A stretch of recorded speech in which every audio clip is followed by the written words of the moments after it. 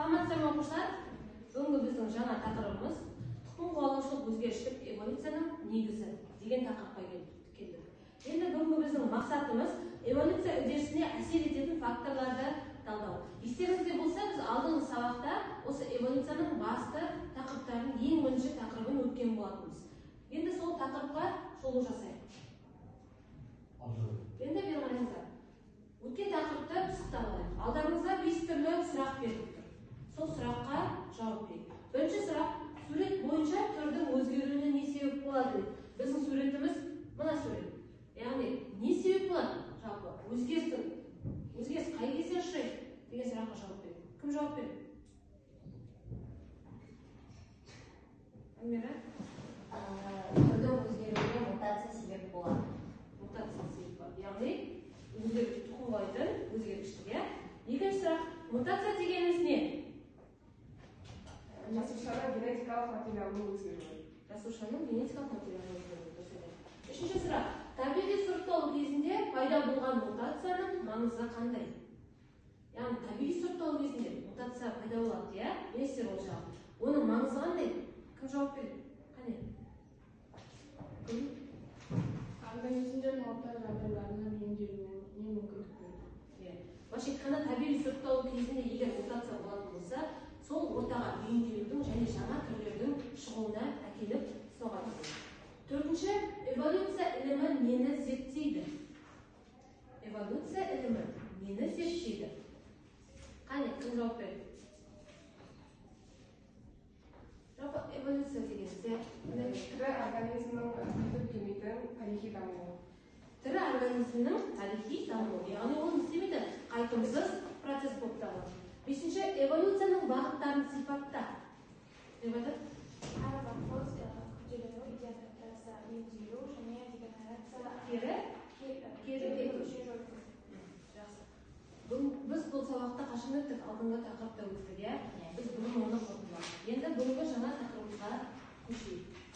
Енді қараңыздар, оқушылар, тұқым қуалайтын өзгергіштік эволюцияның негізі дейді. Былайша айтқанда, тұқым қуалайтын өзгергіштік неге эволюцияның негізі дейді? Себебі тұқым қуалайтын өзгергіштік бізде бүткіл сипатқа ие болады. Ол қалай? Яғни ол тек қана ДНК-ның, сонымен қатар ДНК-ның ішінде хромосоманың орнын, хромосоманың санын, одан кейін гендік жиынтықтың бәрін істейді, өзгертіп жібереді. Бізде тұқым қуалайтын өзгергіштік екіге бөлінеді: мутация және комбинациялық дейді. Мутацияны естеріңізде болса, алдыңғы сабақта өттік. Мутация деген бұл тұқым қуалайтын белгілердің не істеуі? Өзгеруі. Былайша айтқанда, геннің жиынтығының өзгеруі. Ал комбинациялық деген сөз мутациядан қандай айырмашылығы бар десе, былай деп жауап береміз. Комбинациялық кезінде гендердің, хромосомалардың жиынтығы өзгермейді. Яғни олардан ол көбінесе жыныстық көбею кезінде жүреді. Яғни жыныстық көбею кезінде гаметалар бірігеді. Ол кезде жаңа ген немесе жаңа хромосома пайда болмайды. Яғни оның құрамы өзгермейді деген сөз. Мысалға алайық, бір әйел адам мен ер адам бас қосқан кезде, былайша айтқанда, тұрмыс құрған кезде, олардың ортасынан бала пайда болады, ұрпақ пайда болады. Ұрпақтың 50% әкесіне, 50% анасына ұқсауы ол жаңа түрді береді. Солай емес па? Яғни ол әкесіне де ұқсамайды, анасына да ұқсамайды. Дәл сондай ұрпақтың шығуы комбинациялық өзгергіштік болып табылады. Бұл екеуі де не істейді? Тұқым қуалайды. Бұл екеуі де эволюцияның негізі көзі болып табылады. Себебі бізде өзгергіштік арқылы сол ортаға бейімделу, сол ортаға өзінің тұқымын, былайша айтқанда, өмірін сақтап қалуға мүмкіндік беретін түрлер. Енді келесі кеттік. Осы өзгергіштіктің негізі бізде эволюциялық процестің екі топқа бөлеміз. Үлкен екі топқа бөлеміз. Біріншісі бұл макроэволюция, екінші микроэволюция. Енді макроэволюция мен микроэволюцияның бір-бірінен айырмашылығы қандай? Микроэволюция, микро деген сөз латын тілінен аударған кезде кішкентай деген нәрсені білдіреді.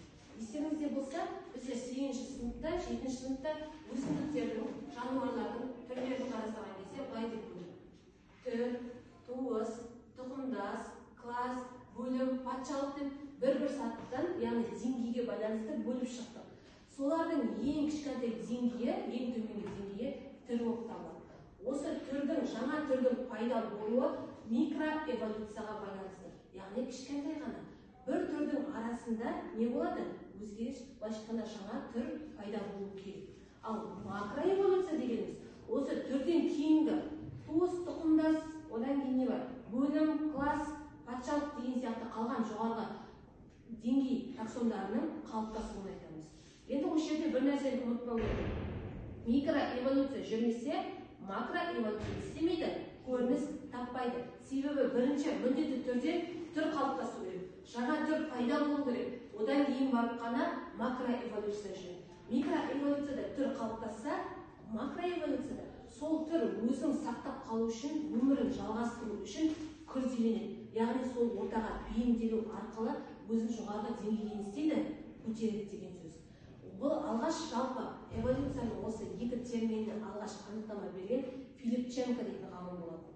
Ал микроэволюция деген терминді енгізіп, оның қандай макроэволюцияның қандай айырмашылығы бар екенін айтып кеткен ғалым бізде Тимофеев, Березовский деген орыс ғалым болатын. Түсінікті ме? Сонда микроэволюция мен макроэволюцияның айырмашылығы бар екен? Бар. Енді қараңыздар, мен жаңадан бері айтып келе жатырмын. Күрделену дедім, одан кейін бейімделу дедім. Бұның бәрін сіздер алдыңғы сабақта өткенсіздер солай иә? Араморфоз, одан кейін идеоадаптация. Осылардың бәрі міне микроэволюцияда да, макроэволюцияда да десе отырады, жүріп отырады. Және сонымен қатар оқушылар дегенерацияда бұл жерде көрініс табады. Енді ол қалай дегенерация бұл жерде көрініс табады? Мысалға айтайық, біздерде паразиттік тіршілік ететін жануарлар бар, иә? Паразиттік тіршілік ететін жануарлар өздері сол ортаға бейімделгеннен кейін, сол жерде бейімделгеннен кейін, оларға ас қорыту жүйесі, сонымен қатар тыныс алу жүйесі керек емес болғандықтан не істеп кетеді? Олардың тыныс алу, ас қорыту жүйелері жойылып кетеді. Ал мысалы ол ортаға бейімделмесе, олардың ас қорыту, тыныс алу жүйелері болады. Түсініңіздер ме? Былайша айтқанда күрделену арқылы да біздер не жүріп отырады? Дегенерация қатар екеуін істеп отырады, жүріп отырады деген сөз. Оның сабақ түсінбейсіздер ме? Сіздердің алдарыңызға, оқушылар, мен сіздердің алдарыңызға қағаздар тастайын, иә? 1 минут қана уақыт беріп, осы тұжырымдамамен танысып алыңыздар. Не тұжырымдама айтылып тұр? Неге байланысты айтылып тұр? Сол бойынша қазір сұрақтарға істейміз, жауап береміз. Қане, 1 минут қана уақыт беріп, қарап дайындалып алыңыздар. Осымен тапсырма орындаймыз. Так, таныстар, енді келесі тапсырма бізде жұпқа арналған тапсырма. Жұптық жұмыс, жұптас, бөліс, қарас деген тақырып бойынша. Енді қараңыздар, 2 оқушыдан орындаймыз. Жақсы мәже. Қолдарыңызға мынандай қағаз таратамыз оқушылар. Осыған байланысты істейміз, белгілеп береміз. Сіздер үшеуіңіз бірге қойыңыздар бер жақтан. Жарай ма? Ат жөнінде жазамыз міндетті түрде. Осыларда бөлейін ба? Егер керек болса, тағы да орындаймыз.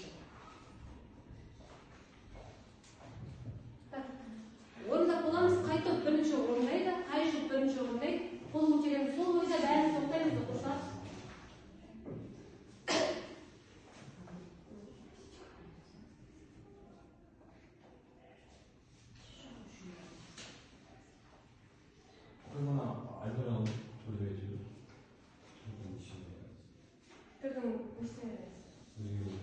Түрдің өзгеруіне байланысты мутацияға жауап берді. Істейсіз мутацияда жаңа белгілер және нелер пайда болады деді? Қасиеттер пайда болады. Комбинациядан алу жауап береді.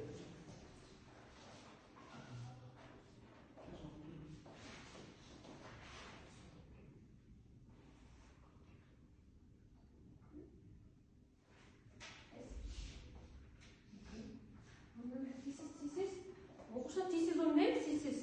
Сосын жауабымызбен тексере қоямыз. Қане, тез істеміз.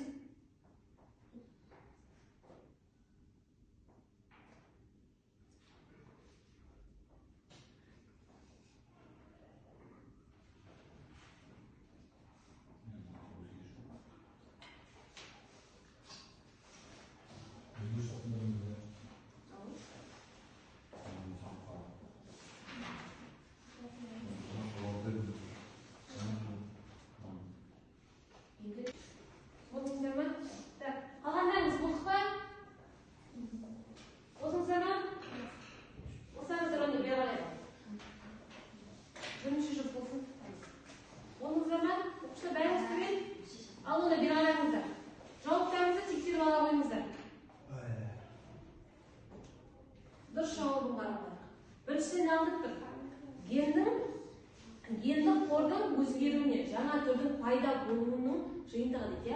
Жаңа түр пайда болса, нағып айттым мен. Егер түр десе, онда ол микроэволюция деген сөз. Келесі, жаңа белгілер мен қасиеттердің пайда болуы. Жаңа белгілер сонымен қатар қасиеттерде бірге пайда болса, онда ол не? Мутация. Дұрыс пекенсіздерде? Одан кейін үшінші, организмдердің түрі қалуы, сақталуға, былайша айтқан жаңа мен айттым оны, түр пайда болады дедім, одан кейін істейік дедім.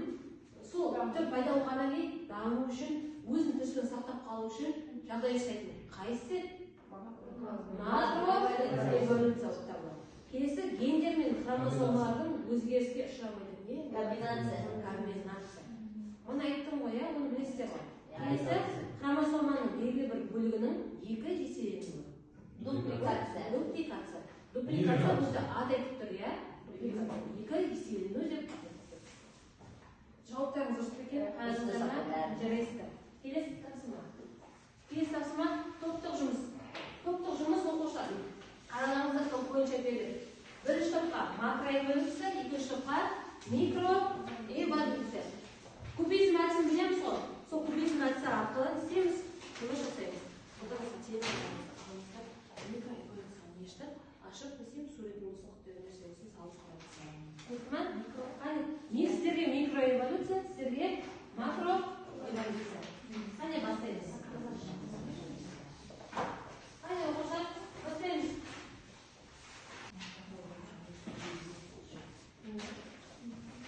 Сындық қой,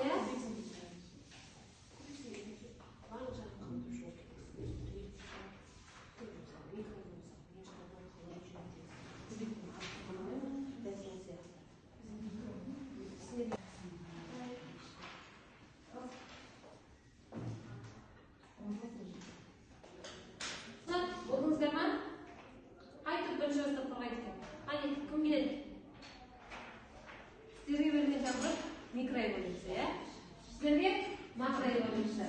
Кім шығады? Қайсысын бастайсыздар? Саты бойынша бастаймыз ба? Бізде естеріңізде болса, эволюциялық даму кезінде ең бірінші не жүреді? Микроэволюция жүреді. Сен бастап қорғайсыздар ма? Келіңіздер. Қалған оқушылар бастаймыздар, тыңдаймыз. Қане, бір қата қарата қойыңыздар. Ал болды, бер қарайға. Алтындаймыз. Микроэволюция, микро және эволюция деп аталатын екі сөзден тұрады. Микроэволюция бір түрге жататын популяциялар ішінде жүретін әрі сол популяция гендік қорының өзгеруіне және жаңа тип пайда болуына алып келетін эволюциялық процестер жиынтығы.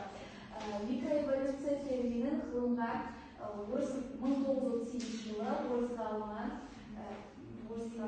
Тимоти Дивченко енгізген. Микроэволюция тұтастай алғанда биологиялық түрдің бүкіл гендік қорының өзгеруіне немесе кейбір популяцияның оқшаулануының кезінде ата-аналардан өзгеше жаңа бір түрдің пайда болуына алып келеді. Микроэволюция дегеніміз, сонда қорытындылай келсек, микроэволюция бұл қайда жүреді? Тек қана бір түрде жүреді. Тек қана мына суретте көріп тұрғандарыңыздар, мына жерде микроэволюция үрдісі, мына жерде бір түрдің ғана өзгеруі жүріп жатады.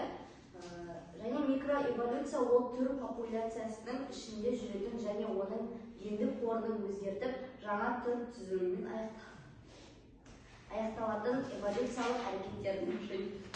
Оқушылар, бірінші топ бізде қорғады, енді екінші топтың жауабын тыңдап келіңіздер. Сіздерге берген тапсырма макроэволюция. Макроэволюция дегеніміз не екен? Макроэволюция дегеніміз түрден кейінгі деңгейдің дамуы деп аталады. Оның терминін тұңғыш ғылымға енгізген Павлюченко. Мына суретте біз макроэволюцияның өзгеруін көріп отырамыз. Түрден кейінгі күрделену. Өзінің өмірін сақтап қалу үшін оның күрделенуін көріп отырмыз. Біздер естеріңізде болса, бірінші микроэволюция жүреді, содан кейін барып қана макроэволюция жүреді. Соның нәтижесінде не істейді?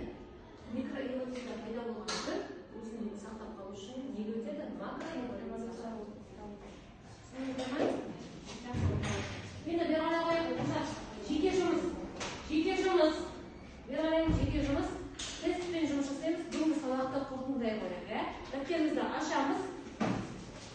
Мына тест тапсырмасын орындап белгілей қойыңыздар. Және қазір дұрыс жауабын көрсетеміз. Қане, бол, теземіз. Бірінші сұрақ. Мутация қай жерде жүреді? Модельдер қақылдап айтып жатыр, иә? Мутация қай жерде жүреді? Бірінші сұрақ. Жауаптары ДНК молекуласында, бір жұп нуклеотидтерде, хромосомаларда, гендерде барлық жауап дұрыс. Екінші сұрақ. Мутациялардың эволюциядағы рөлі не? Яғни мутация эволюцияда басқа қандай қызмет атқарады деген сұрақ.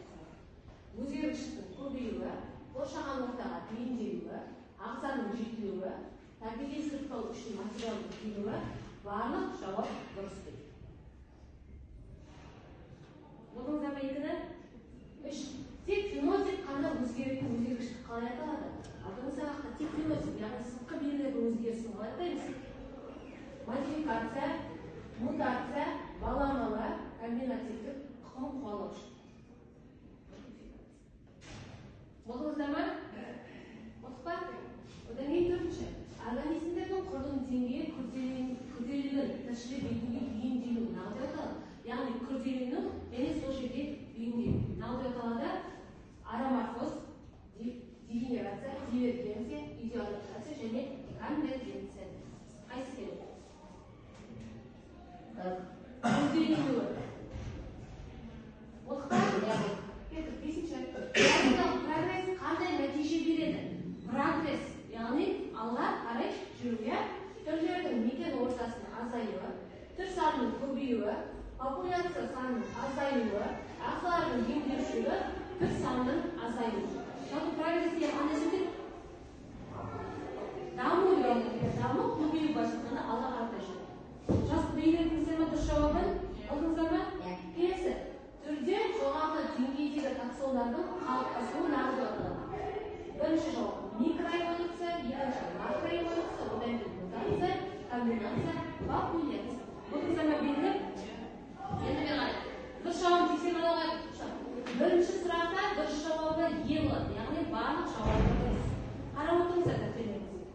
Екінші, мутациялардың эволюциядағы рөлі не? Одан Е жауабы дұрыс бар. Барлық жауабы дұрыс. Үште, тек фенотип қана өзгеретін қалай атаймыз? Модификация. Төртте, нелер белгіледіңіздер? Организмнің құрылым деңгейін күрделенуі, бейімделуі. Қайсысын белгіледіңіздер? Ароморфоз белгіледі. Бесінші, биологиялық прогресс қандай нәтиже береді? Түр санының көбеюі. Одан кейін түрде жоғарғы деңгейдегі таксондардың қалыптасуы нағыз аталады. Түрден кейінгісі нағыз аталады бізде? Макроэволюция. Сонымен оқушылар, бұл сабақ тиіңіздер. Сіздерге түсінген жерлеріңіз қандай болып түсінбеген жерлеріңіз? Қане, кішкене білетін өрттеріңізді маған алдыңыздар, рефлексия шығарыңыздар. Не түсіндің бұл? Не түсіндің бұл? Бүгінгі сабақта макроэволюция мен микроэволюцияның өзгерісін түсіндім. Саған жалпы, не сабақ, қай жер қиын болған жер бар ма? Жоқ, иә? Бүгін сабақ оңай болып солай түспей, иә? Одан кейін